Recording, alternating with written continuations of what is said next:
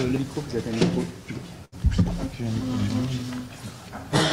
On parle avec le micro, ici sur place. Je peux demander, voilà, je demandais au professeur Baudouin de nous rejoindre et de co-présider avec moi la séance avec Jean-Pierre. Jean-Pierre, tu restes avec nous. Il y a un programme. Merci, monsieur le professeur. Merci. Cher ami. Merci à vous. J'étais vraiment impressionné que vous m'ayez invité pour la deuxième fois. Je pensais que la première fois, peut-être j'avais pas fait un très beau travail, mais non, c'était personnel, mon appréciation personnelle. Mais enfin, ça c'est. Mais surtout, ce que j'ai apprécié, c'est d'être accueilli par la saramba d'Andel. Absolument. C'est magique. Ça m'a beaucoup touché, j'avoue. Voilà. C'est Barry Lyndon, vous savez, ce film qui a popularisé cette ère de musique baroque. Oui. Bon, donc, je vais vous parler de la lumière extrême. Et la lumière extrême dans le sens où c'est une lumière qui, comme vous le verrez, peut produire des températures les plus élevées, des puissances les plus élevées, les pressions les plus élevées, et tout ça avec la lumière. Ça, c'est quand même magique. Et je suis content ici, toujours, de partager un peu la séance avec ma colorette, qui était mon ancienne étudiante, Lona Strickland, et qui est la troisième femme prix Nobel. Donc c'était un exploit en 120 ans, d'être la troisième femme prix Nobel. Voilà, donc je vais vous parler, de laser, bien sûr. Alors, le laser, bon, vous avez peut-être l'impression de le connaître, mais c'est un outil absolument extraordinaire. Vous savez que, bien sûr, il y a des propriétés de directionnalité, avec très peu de divergence, de monochromaticité, c'est-à-dire, bon, il travaille avec, en principe, une longueur d'onde, sauf dans les impulsions brèves où il y en a beaucoup, mais enfin, ça fait rien. Et ça, c'est le laser que tout le monde connaît, grosso modo, avec ses propriétés. Maintenant, ce n'est pas ce type de laser que nous utilisons et que j'ai eu le plaisir d'inventer, je dois dire. Le laser que j'ai inventé, c'est un laser qui n'est pas du tout continu, mais pas du tout. Il produit des impulsions qui sont excessivement brèves. Des impulsions qui sont dans le domaine de la durée de la femtoseconde. Alors la femtoseconde, c'est un millionième de milliardième de seconde. Donc c'est court. Mais pourquoi est-ce qu'on fait ça? Comme vous le verrez, pourquoi ce détour pour produire de la puissance et de l'énergie dans ces temps-là? C'est pour produire des impulsions avec des puissances très élevées. Mais là aussi, la puissance est très très élevée, mais comme elle vient de peu d'énergie, mais qui est délivrée en un temps extrêmement bref, parce qu'on sait que la puissance, c'est l'énergie divisée par le temps. Là, dans notre cas, l'énergie est très faible, mais bien sûr délivrée en un temps excessivement bref. Et on a des puissances, des intensités extrêmement élevées. Et c'est ces intensités qui vont faire le travail. Voilà. Alors, comme je disais, la durée des impulsions extrêmement courtes. Une autre façon de voir la brièveté des impulsions, c'est de voir ce que la lumière peut se propager en quelques femtosecondes. En quelques femtosecondes, la lumière se propage de la taille d'une cellule rouge. Donc, vous connaissez les dimensions, grosso modo. Donc, en quelques femtosecondes, la lumière qui va à 300 000 km par seconde, qui fait la distance Terre-Lune, quelques femtosecondes, eh bien, se propage d'une épaisseur, d'une longueur qui correspond à quelques microns. Voilà, ça c'est pour vous, déjà pour vous situer un petit peu, on est dans un domaine quand même qui est tout à fait différent de la moyenne des gens. Alors, la chose que l'on fait, pourquoi est-ce qu'on se donne ce mal-là, c'est que les impulsions très très brèves ont des propriétés particulières excessivement intéressantes. En particulier dans ce que l'on appelle le micro-machining. Le micro-machining qui est normalement utilisé sur les métaux, sur des matériaux durs. Mais là, on va pouvoir l'utiliser sur des matériaux biologiques. Hein. Alors, pourquoi l'impulsion brève est intéressante là? C'est que si vous avez un laser, donc c'est un laser continu, hein, qui tape sur une cible, eh bien, si la durée de l'impulsion est très longue, si la durée du laser est très très longue, eh bien, pendant tout le temps de la durée d'impulsion, eh bien, elle va chauffer le matériau. Et donc, le matériau va être... et ce qu'il faut, en général, quand on fait du machining, c'est qu'on veut faire l'ablation de ce matériau. Donc, on veut le porter à une certaine température, et par évaporation, par exemple, il peut s'évaporer, et donc on peut créer des features de cette façon-là. Alors, quand c'est bien sûr très long, on sait que la température qui va être le matériau va être affecté sur un volume relativement important, sur le volume qui est chauffé par le laser. Comme il est très long, ben, le volume est très gros. Donc on ne peut pas s'attendre à faire des choses extrêmement précises. Alors, c'est intéressant de raccourcir ces impulsions. Parce que si on raccourcit ces impulsions, bien sûr, le volume qui n'est pas nécessaire, qui est important, etc., va diminuer. Et donc là, on va voir le cas, par exemple, des lasers nanosecondes. C'est les premiers lasers que vous avez utilisés en ophtalmologie.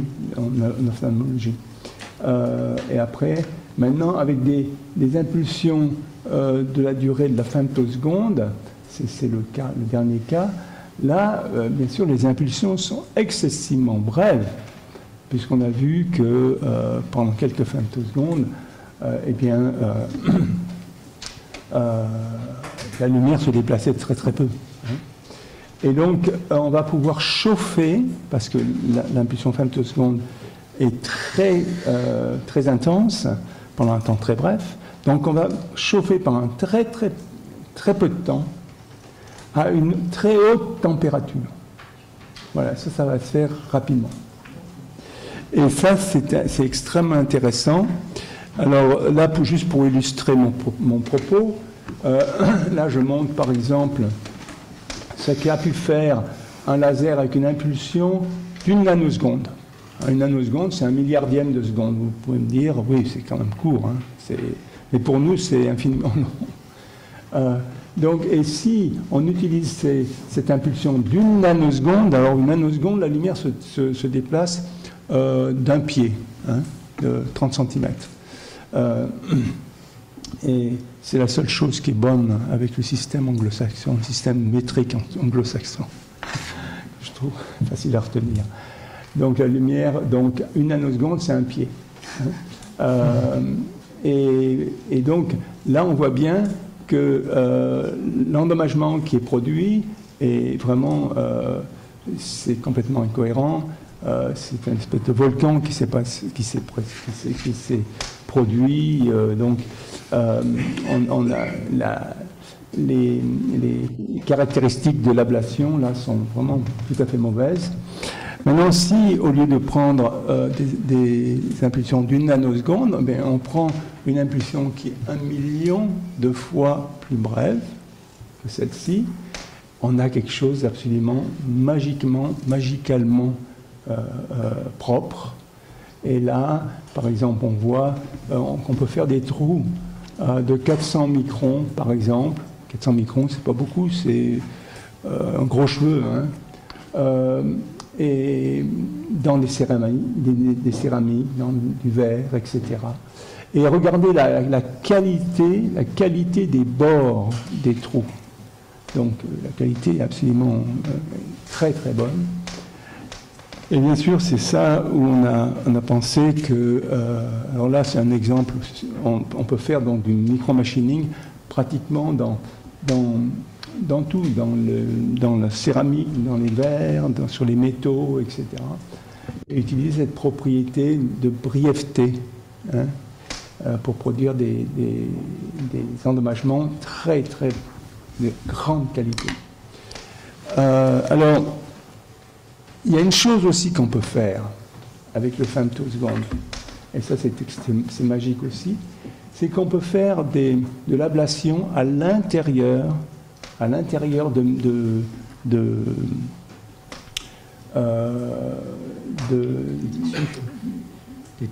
tissus, non, de tissus, ou bien n'importe quoi, d'une cible. Hein, ça peut être du verre, ça peut être ce que vous voulez. Si vous utilisez un laser normal, le laser va passer tout droit. Mais si par exemple vous utilisez le laser femtosecond, donc des impulsions très très brèves, et vous focalisez ce laser dans du verre par exemple, hein, un milieu transparent, il faut que dans les deux cas, que le milieu soit transparent, bien sûr, pour que la lumière se propage dans le milieu. Donc, si on prend le deuxième cas, où là, on a une impulsion donc, femtoseconde, et où on va la focaliser. Et au point focal, bien sûr, il va y avoir une intensité très, très grande. Hein. Et donc, il va y avoir une intensité très, très grande, et ça va produire l'ablation donc, du matériau.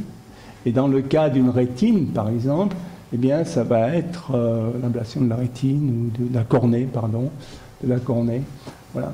Donc, il y a cette propriété aussi de pouvoir faire l'ablation à l'intérieur de tissus, à l'intérieur de matériaux. Ça, c'est très, très important. Alors, bon, ça explique tout de suite, on comprend disons, les propriétés des applications qu'on peut avoir avec ça.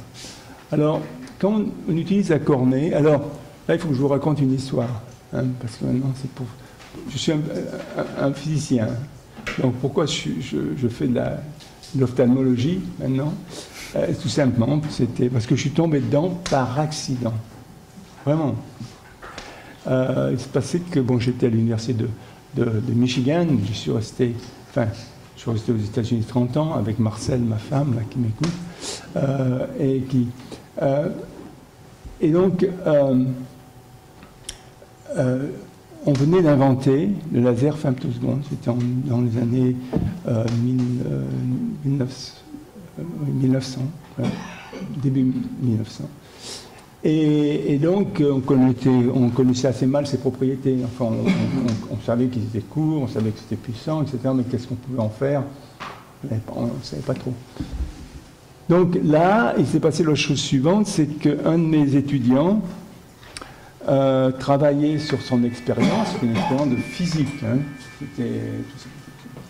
Et à un moment donné, il n'a pas mis... C'est pas qu'il n'a pas mis...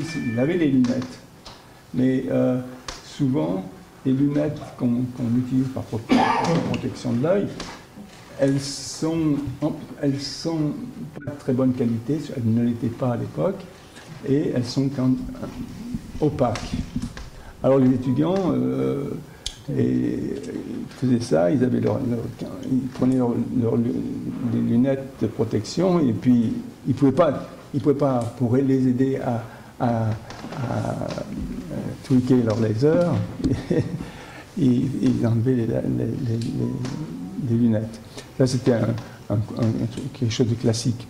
Alors, un de mes étudiants, que vous verrez après lorsque je le présenterai, et donc il s'appelait Dieter Dou, et Dieter arrive dans mon bureau, il dit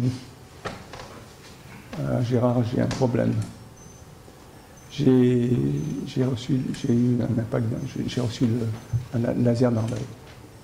Alors, c'était sérieux, parce que quand on est aux États-Unis, comme en France, si on a un accident laser, si on perd un œil avec laser, souvent on ferme le laboratoire. Et donc l'étudiant savait déjà, et était très... il savait ce qu'il avait fait, allait vraiment finir par une catastrophe, parce qu'on allait fermer le laboratoire, etc. etc. Voilà. Alors il était complètement confus, complètement. Je lui ai dit, écoute, Dita, ne t'inquiète pas, on va aller d'abord à l'hôpital pour voir si vraiment ton œil a été vraiment endommagé. On va au laboratoire et on va à l'hôpital. Et là, il arrive un jeune deuxième année de médecine, et il s'appelait Ron Kurtz, qui va devenir très important après. Et Ron était vraiment jeune. Et il regarde l'œil de Dita, ils ne se connaissaient pas entre eux, mais il examine l'œil de Dita et il dit, waouh, extraordinaire. Qu'est-ce qu'il y a d'extraordinaire? Le pauvre étudiant, il avait reçu le laser dans l'œil. Écoute, c'est vrai que tu as reçu effectivement un coup de laser dans l'œil, mais qu'est-ce que c'est comme laser? Et il dit, mais pourquoi tu me demandes ça? Il dit, parce que l'impact que tu as reçu est parfait. L'endommagement est parfait. Hein? C'est extraordinaire. Et donc, on peut voir d'ailleurs dans les livres d'ophtalmologie, hein, son fond d'œil. Et là, c'est vrai, c'était parfaitement circulaire, les bords étaient très, très nets, etc. Et là, bien sûr, Ron Kurtz, qui était qu'en deuxième année de médecine, il a compris qu'il y avait quelque chose à faire. Mais ça, il faut le souligner, hein, c'est parce que c'est extraordinaire. Parce qu'après, j'ai eu des visites de tas d'ophtalmos, mais qui ne voyaient pas cet instrument-là s'installer dans leur bureau. Et donc, là, il a dit, est-ce que je peux aller voir ton patron, etc. Il dit, bien sûr. Donc, il vient me voir. Il dit, voilà, c'est moi qui ai soigné votre patient, votre élève étudiant. Mais j'aimerais beaucoup travailler dans votre laboratoire. Alors déjà, ces internes, tout ça, ils travaillent énormément. Donc je le voyais mal travailler encore peut-être une vingtaine d'heures supplémentaires dans mon laboratoire par semaine. Et bien on va essayer. Et puis bien sûr, ils se sont... C'est ça qui est formidable, c'est que bon, tout de suite il s'est mis, comme il ne connaissait rien en laser, il s'est mis à devenir collègue avec un autre de mes étudiants qui, lui, connaissait vraiment le laser, qui avait construit le laser, etc. Et les choses sont parties comme ça, mais il y a aussi quelque chose que j'aimerais dire, c'est qu'effectivement, tout le monde s'attendait à ce que le laboratoire ferme. Alors, il y a eu une grosse commission qui a été organisée par le président de l'université, etc., du Michigan, et pour savoir ce qu'ils allaient faire, s'ils allaient fermer le laboratoire et tout ça. Donc on a planché avec Ron Kurtz et les autres, on a expliqué ce qu'on a fait, etc., les résultats et tout. Et après ils se sont retirés. Et quand ils sont ressortis, je me disais, mais bon, ils vont fermer mon labo, etc. Et puis Jim Douglas-Star, le président de l'université, il dit, Jim, Gérard bien. Alors, ça y est, à me dire que je dois fermer le labo. Il dit, écoute, on a bien regardé, on a bien réfléchi. Alors là, il y avait 15 doyens, hein. Il y a tous les doyens de l'université. Et ce qu'on a décidé, finalement, c'est de donner $1,5 million pour que tu continues ton activité. C'est ce qui s'est passé. C'était un physicien, hein, c'était pas un médecin. Hein. Jim Douglas-Star était un très grand physicien des plasmas, il ne connaissait rien, mais il avait, comme moi aussi, On voyait qu'il y avait quelque chose là. Il y avait quelque chose. Et donc ils ont donné, et c'est grâce à eux qu'on a pu fonder, ou plutôt que Ron Kurtz et un autre étudiant aussi ont fondé la fameuse société qui s'appelle Intralez, qui s'est vendue parce que pratiquement $1 million. Quoi. Ah non, pardon, 800 millions de dollars. C'est ça. Donc c'est pas mal qu'on est étudiant. C'est un bon démarrage dans la vie. Voilà. Et là, je tiens à raconter ça parce que c'était vraiment la sérendipité, parce la sérendipité, c'était le fait il y a eu un accident qui en fait était un bon accident. Et aussi, on est tombé sur un président d'université extrêmement intelligent. Il aurait pu dire, ah oui, bon, on ferme le labo, on n'en parle plus. Mais il a cherché à comprendre, et voilà, quoi. Et puis aussi, je suis tombé sur un étudiant en médecine extraordinaire, hein, qui a eu le courage, et puis vraiment le dynamisme de venir travailler plusieurs heures par semaine pour travailler sur faire l'ophtalmologie avec ce nouveau Finto. Maintenant, bien sûr, ça a marché. Alors, je m'excuse, c'était une grande parenthèse, mais je pense que c'est très important parce que tout le monde dit alors, Gérard, tu as passé 30 ans aux États-Unis, pourquoi est-ce que la recherche aux États-Unis est meilleure qu'en France, hein? Alors souvent, je leur raconte cette histoire. Voilà, et donc, bien sûr, cet accident a donné lieu à ce qu'on appelle le laser, LASIK, avec le laser maintenant. Et donc, il y a 23 millions de personnes qui ont cette procédure par an. Il y a des applications aussi pour la cornée, transplant de cornée. Je dis ça parce que ma secrétaire a eu son enfant qui a eu une greffe de cornée, et donc ça c'est très important. Voilà, et donc qu'est-ce qu'il me reste encore? Je crois que c'est... Ben voilà l'équipe. Voilà l'équipe, on a reçu...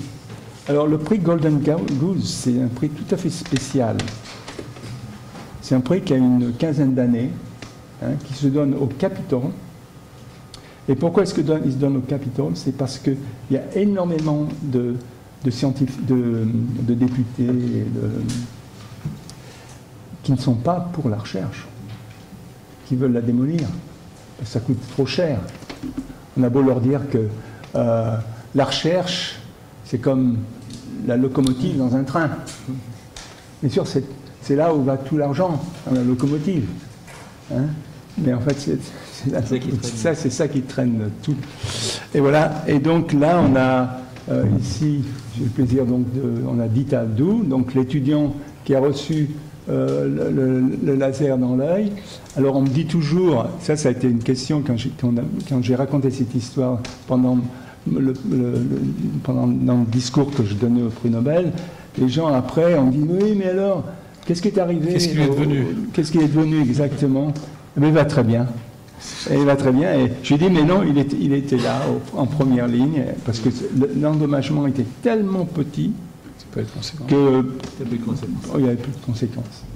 Ici, il y a Ron Kurtz, là, cet étudiant brillant, tout à fait à droite. Hein, brillant. Et puis après, il y avait un étudiant aussi, Tibor Juras, qui était le postdoc, en fait. Moi et ma coloriette, Donna Strickland. Voilà. Écoutez, je vais m'arrêter là, je crois. Bravo, professeur. Merci. Merci beaucoup. Je donne la parole à la salle qui, je suppose, a envie de vous poser des questions. Peut-être. La sérendipité, c'est extraordinaire. Oui. Oui, alors au niveau, c'est un laser assez fantastique parce qu'il y a d'applications dans l'infiniment petit et également dans l'infiniment grand. C'est ça qui est extraordinaire. Alors pouvez-vous nous dire deux grandes applications, enfin deux grands axes de développement sur des applications de ce laser? Oui, alors Comme je vous dis, moi je suis physicien, hein. Donc quand j'ai eu le prix Nobel pour justement l'invention de ce qu'on appelle la technique CPA, la technique qui permet de donner cette puissance fabuleuse au laser. Et une grande application, c'est de comprendre la nature du vide. Et c'est pour ça qu'aussi je suis très intéressé par Fresnel, qui avait ces mêmes questions-là. C'est pourquoi la lumière se propage dans le vide? C'est une question fondamentale, ça. Hein, alors que c'est le vide, le son ne se propage pas dans le vide. Alors si c'est une onde, pourquoi se propage-t-elle dans le vide? Et donc, ça, c'est toujours une question qui est débattue. Et pour comprendre ce que c'est que le vide, eh ben, ce que l'on fait souvent en physicien, comme les enfants, quand ils veulent comprendre comment est fait leur jouet, on le casse. Donc on casse le vide. Hein, et on voit les éléments qui composent le vide. Voilà, avec le laser. Ça a toujours été bien sûr mon rêve de casser les choses, mais je ne pensais pas un jour avoir à casser le vide. Belle expression. Hein. Et où on dit aussi bouillir le vide. Enfin, si vous voulez. Voilà, ça c'est... Y a-t-il une application sur le traitement des déchets radioactifs ou pour nettoyer l'espace de ces déchets, en orbite D'accord. Oui, d'autres applications qui sont importantes, c'est par exemple la création d'énergie propre et abondante. On sait ce que c'est qu'actuellement, on baigne là-dedans. Hein. Le sujet actuel. C'est un gros sujet. Et là, justement, avec les impulsions ultra brèves, ce que l'on peut faire, c'est qu'on peut accélérer des particules, comme les électrons, comme les protons, les neutrons, etc.